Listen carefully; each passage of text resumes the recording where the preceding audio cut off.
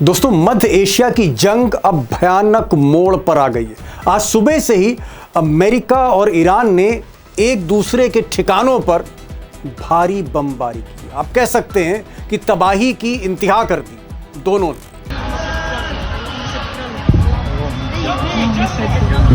उधर शाम होते होते अमेरिकी राष्ट्रपति, जो आजकल बहुत बौखलाए हुए हैं, मिस्टर ट्रंप, इनकी धमकी आ गई ईरान को और 48 घंटों का ट्रंप ने अल्टीमेटम दिया है। अपने बयान में ट्रंप कहते हैं, हिंदी में सुनिए, मैंने ईरान को 10 दिन का समय दिया था, या तो डील करो या हॉर्मुज खोल दो। अब समय खत्म हो रहा है, सिर्फ 48 घंटे बचे हैं। अगर डील नहीं हुई तो उसके बाद ईरान पर कहर टूटेगा। यह है ट्रंप के बयान का हिंदी में मतलब, यानी तबाही और ज़्यादा करेंगे, ये ट्रंप धमकी दे रहे हैं। अब ट्रंप की ऐसी धमकी भला ईरान की इस्लामिक सेना कैसे बर्दाश्त कर ले। कुछ ही देर बाद सेना के प्रवक्ता का बयान भी आ गया। उन्होंने कहा कि ट्रंप शायद भूल रहे हैं कि हॉर्मुज की खाड़ी पर इस वक्त कब्जा सिर्फ और सिर्फ ईरान का है और ईरान की शर्तों पर ही ये खाड़ी खुलेगी, हॉर्मुज खुलेगा, आपकी शर्तों पर नहीं। और आगे ट्रंप को हिदायत दी कि अगर हमले तेज आपने कर दिए तो फिर याद रखिएगा कि तेल का दूसरा रास्ता भी हमारे ही हाथ में, यानी नहले पर तहला। अब दोस्तों, ईरान के इस पलटवार से मिस्टर ट्रंप जो है वो थोड़ा सा घबरा गए। और घबराए नहीं, व्हाइट हाउस में भी हड़कंप मच गया, क्योंकि ईरान की सेना ने एक ऐसी बात कही कि होश तो उड़ ही गए। और होश क्यों उड़े? रूट नंबर 2 की बात करके कि रूट नंबर 2 भी बंद कर देंगे। दरअसल सच्चाई यह है कि डोनाल्ड ट्रंप का नाम ट्रंप हो सकता है, लेकिन जो ट्रंप कार्ड है वो ईरान के हाथ में। और मैं कोशिश करूंगा आपको समझाने की। अगर आप ये नक्शा गौर से देखेंगे, ये अरब सागर का नक्शा है।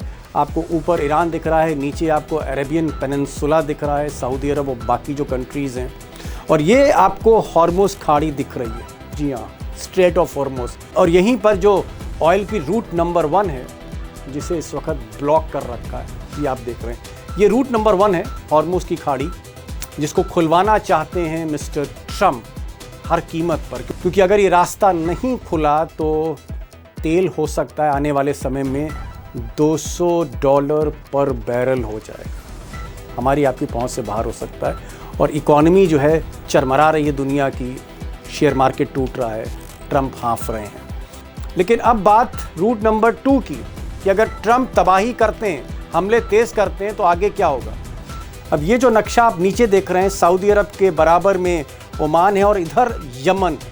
अब यमन जो है दरअसल वो ईरान का दोस्त है, क्योंकि यमन इस वक्त शिया मिलिशिया हूती चलाती, उन्हीं के हाथ में सारा रिमोट कंट्रोल है। और इसके बगल में जो एकदम संकरा रास्ता जा रहा है, इसे बाबल मंडप कहते हैं, ये भी एक खाड़ी है और ये खाड़ी को रोकने की बात ईरान कर रहा है। अब ये जो रास्ता आप देख रहे हैं, ये रूट नंबर 1 से भी ज़्यादा इम्पॉर्टेंट है, क्योंकि यूरोप से, मेडिटेरेनियन से, अफ्रीका से, गल्फ से, ये जो सुइस कैनाल है इजिप्ट के बराबर में, यहाँ से समंदरी रास्ता रेड सी, लाल सागर होता हुआ ये बाबल मंडप से निकलता है, यमन के बगल से निकलता है, अरब सागर में जाता है। आप कह सकते हैं बहुत आसान भाषा में कि यूरोप और मिडिल ईस्ट का व्यापार यहाँ से साउथ एशिया और एशिया के साथ होता है। Very important route. इसको बंद करने की बात ईरान ने की है, इसका इशारा किया है, और ये मिनटों में बंद हो सकता है। सच्चाई है कि अमेरिका भी जानता है कि ईरान के इशारे पर हूती इस रूट को तुरंत बंद कर देगा। वो पहले भी बंद कर चुका है, सच्चाई ये है। और ये रूट अगर बंद हुई तो आप सोच सकते हैं कि फिर हाल क्या होगा, तेल का आग लग जाएगी तेल के दाम में। अब दोस्तों, ईरान की सेना ही इशारा नहीं कर रही, रूट नंबर 2 का इशारा जो है ऊपर से आ रहा है। और इस वक्त ईरान में जो नंबर 2 नेता हैं, यानी ईरान की मजलिस, ईरान की पार्लियामेंट के जो स्पीकर हैं, मोहम्मद गालिबाफ, उन्होंने एक ट्वीट इससे पहले किया, यानी सेना के बयान से पहले एक इशारा जो है नंबर 2 नेता से आया है। आप कह सकते हैं कि आज की तारीख में जो डील हो रही है अमेरिका के साथ, या पर्दे के पीछे की जो बातचीत हो रही है, वो गालिबाफ, ये जो स्पीकर है मोहम्मद गालिबाफ, इन्हीं से हो रही है। और इसको यूं समझिए कि गालिबाफ जो बात कर रहे हैं वो मुस्तबा खामनाई की बात कर रहे हैं, यानी मुस्तबा खामनाई की तरफ से गालिबाफ ही बात कर रहे हैं। और इन्होंने अपने ट्वीट में कहा है, जी हाँ, अंग्रेजी में ट्वीट है, इसमें इन्होंने इशारा किया है साफ और पूछा है, सवाल पूछा है, एक तरह से अमेरिका से पूछा है कि ये बताइए कि कितना प्रतिशत दुनिया का तेल, एलएनजी, गैस, चावल, गेहूं, फर्टिलाइज़र, ये सब इस रास्ते से गुजरता है, यानी बाबल मंडप स्ट्रेट से गुजरता है, लाल सागर से गुजरता है। ये उन्होंने पूछा है। और कौन कौन से देश हैं, कौन कौन सी कंपनियां हैं जो यहाँ सबसे ज़्यादा जिनका व्यापार होता है। यानी इशारा साफ है कि अगर आप तबाही का पैमाना बढ़ाते हैं, स्केल बढ़ाते हैं, अमेरिका को इशारा है, तो याद रखिएगा ये दूसरी रूट भी हमारे हाथ में, आपके हाथ में नहीं है। यानी आपका नाम ट्रंप हो सकता है, दो दो ट्रंप कार्ड हमारे हाथ में, रूट नंबर 1 ऑयल की, रूट नंबर 2 ऑयल की। अब दोस्तों जो बड़ा सवाल है वो ये है कि ट्रंप ने 48 घंटे का अल्टीमेटम ईरान को दिया है। ट्रंप साहब चाहते हैं कि भाई इन 48 घंटों में ईरान जो है वो टेबल पर आ जाए, मेज़ पर आ जाए बातचीत की, और कोई ना कोई डील उनके बीच में हो जाए। ईरान जो है वो डील तो चाहता है लेकिन अपनी शर्तों पर चाहता है कि अपनी शर्तों पर ही हम डील करेंगे। अब अपनी जो शर्तें हैं उसमें बहुत सी शर्तें वो ट्रंप को कबूल नहीं है। सवाल इस बात का है कि ट्रंप अगर हमले तेज़ करें तो ये रूट नंबर 2 बंद हो जाएगी। शतरंज का खेल है, जी हाँ। अगर ट्रंप हमले तेज़ करते हैं तो रूट नंबर 2 बंद होती है, और रूट नंबर 2 बंद होती है तो तेल का दाम आसमान छू लेगा, आसमान फाड़ देगा। जी हाँ, $200 नहीं, फिर $250, $300, $400, जो भी आप समझ लें।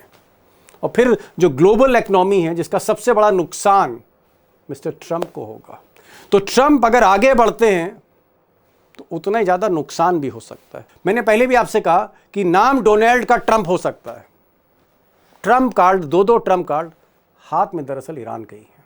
तो आगे क्या होने जा रहा है? क्या रूट नंबर 2 भी बंद हो सकती है अगर ट्रंप ने तबाही का पैमाना और ऊंचा कर दिया? क्या होने जा रहा है? बहुत भयानक मोड़ पर जंग है। अब दोस्तों क्योंकि बात तेल की है, गैस की है, शतरंज की चालों की है, सारा खेल मिडिल ईस्ट का है, और मुझे लगा कि मिडिल ईस्ट का जो सबसे बड़ा अखबार है गल्फ न्यूज़, क्यों ना संपादक रहे वहाँ पर बॉबी नकवी साहब से बात की जाए। और बॉबी नकवी साहब बहुत भीतर तक जानते हैं स्थितियों को, हालात को। उनको सुनिए, क्योंकि जंग वाकई भयानक मोड़ पर आ रही है और असर सिर्फ मिडिल ईस्ट पर नहीं होगा, हमें और आपको भी होगा इसका, अगर तबाही और बढ़ती है।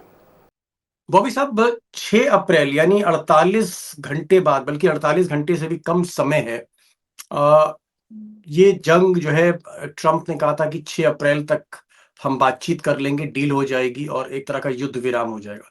लेकिन जंग रुकने की जगह क्या आपको लग रहा है तेज होती जा रही है? दोनों तरफ से बम्बार्डमेंट और बढ़ गए हैं, मिसाइली हमले और हो रहे हैं।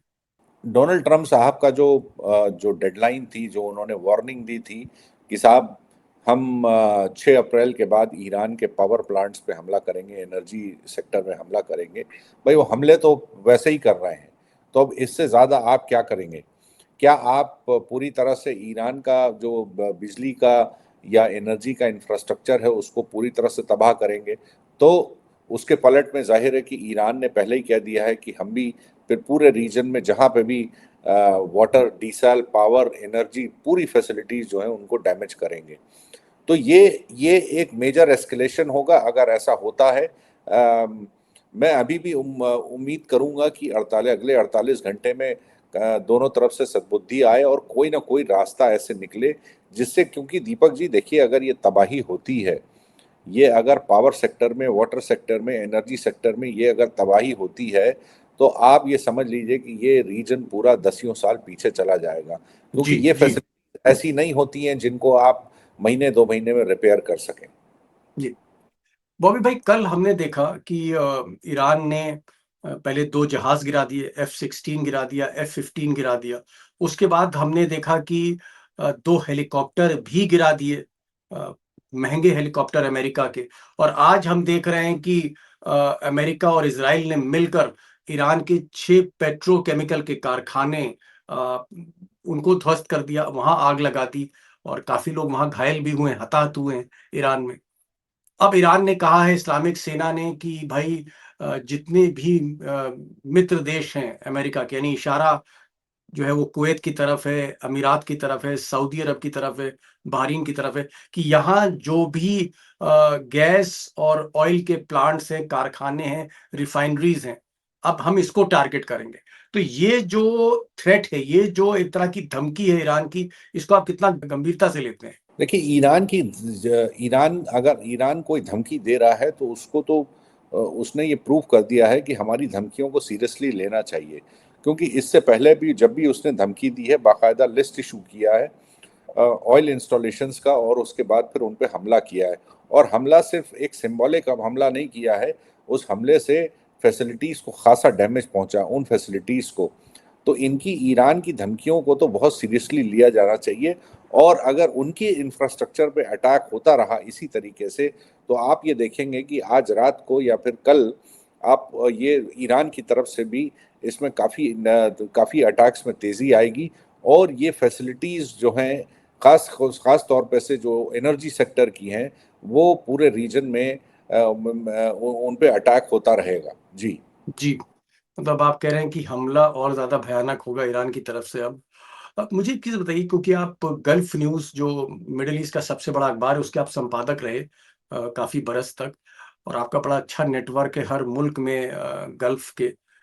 क्या वाक़ई कुवैत में, कतर में, अमीरात में, यानी दुबई में, अबू धाबी में, बहरीन में, सऊदी अरब में, ये जो तेल के कारखाने हैं, जो रिफाइनरीज़ हैं, ये बंद पड़ी हैं, प्रोडक्शन बंद पड़ा है, गैस का प्रोडक्शन बंद पड़ा है, कारोबार ठप है? क्या खबरें आपको मिल रही हैं अपने सोर्स नेटवर्क से? देखिए, जो बड़ी बड़ी जो जैसे गैस गैस की अगर हम बात करें, तो रीजन की जो सबसे बड़ी जो गैस की फैसिलिटी है रस लफान, वो तो बहुत बुरी तरह डैमेज हुई थी, वो बंद है। अबू धाबी बंद की है, कतर में। कतर में अबू धाबी की हबशान गैस जो है वो फैसिलिटी कल बंद की गई है। उससे उस पर ये दूसरा अटैक है। पहले राउंड पर भी काफी डैमेज हुआ था, ये दूसरी बार जी, कल अटैक हुआ था, वो भी बंद है। इसी तरह अगर ऑयल का अगर लें तो सऊदी अरेबिया में उनके ऊपर अटैक हुआ था ऑयल फैसिलिटीज के ऊपर, अराम्को वो पे। जी, एक रिफाइनरी थी वो बंद की गई थी। अ, दूसरा कुवैत में भी ऑयल इंस्टॉलेशंस पे अटैक हुआ है, वो बंद है। तो जाहिर बात है कि ना तो तेल यहाँ पे ठीक तरह से प्रोड्यूस हो पा रहा है, और ना वो एक्सपोर्ट हो पा रहा है, तो दोनों चीज़ों पे असर पड़ा है। देखिए, कल को अगर स्ट्रेट ऑफ हॉर्मुज़ किसी कोई इंटरनेशनल मीडिएशन के चलते अगर खोल भी दिया जाता है, तो तेल और गैस दोनों का आउटपुट प्री 28 फेब पे आते आते, यानी 28 फरवरी के पहले जो स्टेटस था, जो प्रोडक्शन लेवल्स थे, वहां तक आते आते शायद महीनों या साल लग जाएं। ये ओहो! फैसिलिटी मतलब आप कह रहे हैं कि इतनी ज़्यादा बर्बादी हुई है कि दोबारा उसको जनरेट करना, तेल और गैस सप्लाई में साल भर लग जाएगा, आप कह रहे हैं? देखिए, ये जैसे ये कतर ने तो खुद कहा था कि हमारे जो रस लफान गैस फैसिलिटी पे जो अटैक हुआ था, उसको तो रिपेयर करने में हमें 3 से 5 साल लगेंगे। Oh my and God! के अलावा उसमें रिपेयर में बिलियंस ऑफ डॉलर्स खर्च होंगे। तो ये बहुत सीरियस, देखिए, बहुत एक्सपेंसिव फैसिलिटीज और होती अगर हैं। दोबारा, अगर जैसे आज ईरान ने कहा है कि हम दोबारा हमला करने जा रहे हैं, इन्हीं तेल कारखानों पे, गैस के प्लांट्स पे, फिर क्या होगा? फिर फिर गल्फ का तो क्या होगा? फिर दीपक जी यही होगा कि फिर दुनिया को 1/5 गैस जो है भूल जाना चाहिए, और दुनिया को 1/5 गैस के बिना जो है काम चलाना पड़ेगा। मतलब आज की रात कयामत की रात है, इसका मतलब अगर आज हमला कर दिया तेल और गैस प्लांट पे, तो बॉबी नकवी, गल्फ न्यूज़ के एडिटर, ये बोल रहे हैं कि साहब, उसके बाद तो मंजर ऐसा होगा कि हर दुनिया में, दुनिया के हर देश में किल्लत होगी, भारत पर भी असर पड़ेगा। तो क्या तेल ऐसी स्थिति में आज से 2 महीने बाद या महीने भर बाद $200 पर बैरल तक जा सकता है? क्या ये आंकड़ा जी पार बिल, कर सकता है? जी बिल्कुल जा सकता है। देखिए, जो इकोनॉमिक ग्लोबल के ऑयल जो एक्सपर्ट्स हैं, उनका कहना है कि अगर ऐसे ही जो है तेल की फैसिलिटीज पे डैमेज होता रहा, नंबर वन, और नंबर दो, अगर स्ट्रेट ऑफ हॉर्मुज का ब्लॉकेट जो है वो बरकरार रहा, तो फिर ऑयल की कीमत 150 से 200 जाते जो है देर नहीं लगेगी। अगर, और ये बहुत जल्दी हो सकता है। देखिए, ये जो है, ये आने वाले हफ्तों और महीनों में ये लेवल पे आ सकता है। ऑलरेडी देखिए, जो तेल की कीमतें हैं वो काफ़ी काफ़ी ऊपर गई हैं, और जो एविएशन फ्यूल है वो और ज़्यादा महंगा हुआ है, क्योंकि सबसे ज़्यादा ओके। महंगा एविएशन फ्यूल होता है। उससे जो है उस पे एविएशन सेक्टर पे पूरी दुनिया में इस पे ऑलरेडी असर पड़ा है, जिसकी वजह से फ्लाइट के टिकट्स बहुत ज़्यादा महंगे हो गए हैं। जी, जी। एविएशन फ्यूल यानी हवाई जहाज़ में जो तेल इस्तेमाल होता है वो और ज़्यादा महँगा हो जाएगा। हवाई जहाज़ के टिकट बहुत महँगे हो जाएँगे, यानी हवाई सफ़र बहुत महँगा हो जाएगा, हमारी जेब से बाहर हो जाएगा वो। एक सवाल और यहाँ पर बॉबी साहब है, और बड़ा इम्पोर्टेंट सवाल है। गालिबाफ जो स्पीकर हैं मजलिस के, पार्लियामेंट के स्पीकर हैं ईरान के, और ऐसा कहा जाता है कि जो स्पीकर होता है वो सेकंड मोस्ट पावरफुल लीडर होता है, मुस्तफा खामनाई के बाद सबसे ताकतवर नेता है। इन्होंने कहा है, एक तरह से इशारा किया है कि अभी तो हॉर्मुज़ बंद है, आगे बाब अल मंडब भी बंद हो सकता है, यानी अभी तो हमने सिर्फ पर्शियन गल्फ को बंद किया है, हम रेड सी, लाल सागर वाला ये जो कॉरिडोर है, इसको भी बंद कर सकता है, यानी हूती जो यमन में है, वो इस रूट को भी बंद कर सकते हैं।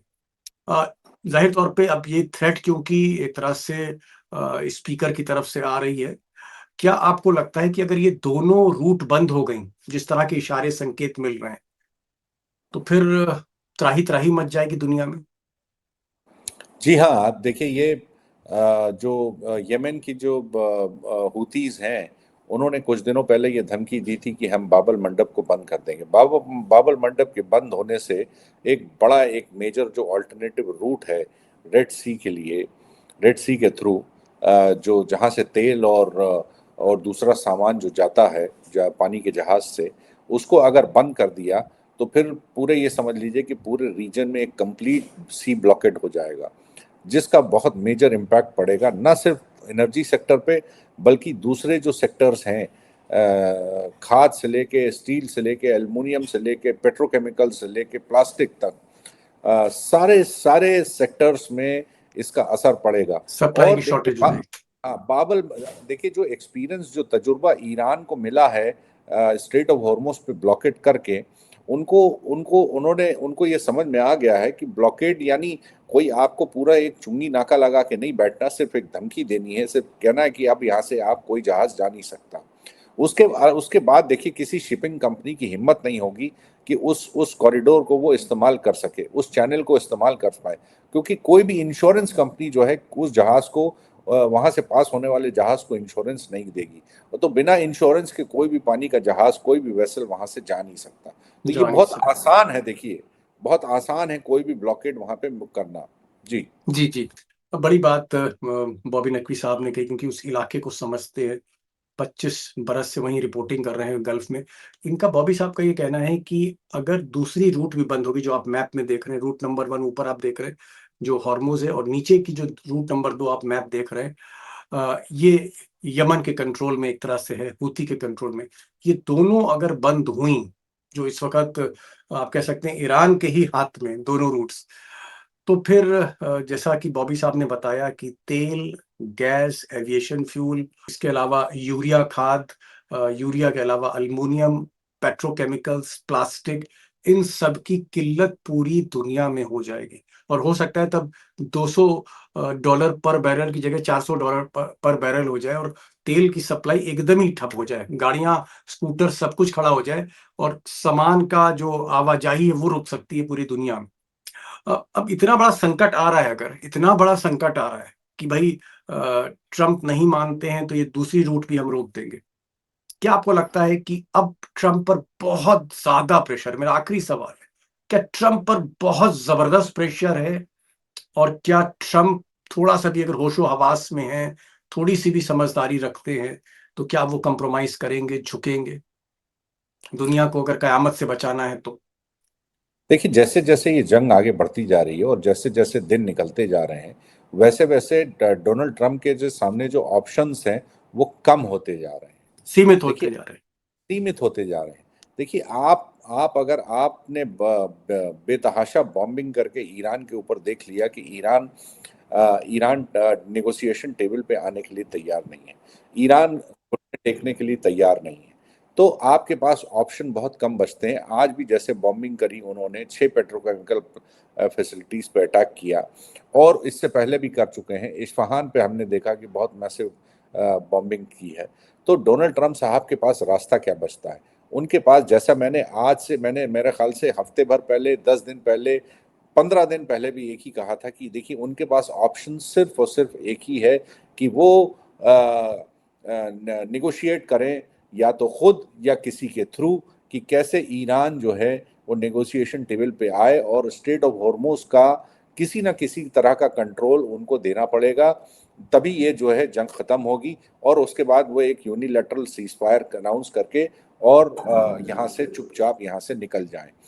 इसके अलावा डोनाल्ड ट्रंप साहब के पास कोई रास्ता नहीं है।